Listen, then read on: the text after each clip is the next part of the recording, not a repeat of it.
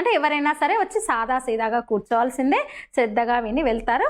సంఘ సక్సెస్కు ఆర్ఎస్ఎస్ ఒక్క వేళ్ల మీద లెక్క పెట్టేంత మందితో మొదలై 100 ఏళ్ల క్రితం ఇప్పుడు ఇంతింతై వటుడింతై తానంతై బ్రహ్మాండమంతై నభోవీతికంతై పోతన భాగవతంలో చెప్తారు కదా, వామనావతార ఘట్టంలో వస్తుంది. అట్లా ఇంతింతై అన్నట్టు ఈ స్థాయికి వచ్చింది. 100 ఏళ్ల వేడుక చేసుకుంటుంది. ఇప్పుడు వ్యక్తులు ఎవరు ఉండరు, కేవలం సంఘమే ఉంటది. అందులో భగవత్జీ ఉండొచ్చు, సుదర్శన్జీ ఉండొచ్చు, భయ్యాజీ ఉండొచ్చు, రజ్జు భయ్యా ఉండొచ్చు, బాలాసాహెబ్ దేవరస్జీ ఉండొచ్చు. అంటే ఒక వ్యక్తిగత తాపత్రయానికి పోతే ఎట్లుంటది అనే దానికి ఇంకొన్ని ఉదాహరణలు. ఇప్పుడు సిపిఎం అయినా కాంగ్రెస్ పరిస్థితి అయినా అంటే అవి ఎక్కడున్నాయో మనం ఇప్పుడు చూడొచ్చు. ఇది ఎక్కడుందో అది నేను ఉదాహరణ చెప్తున్నా.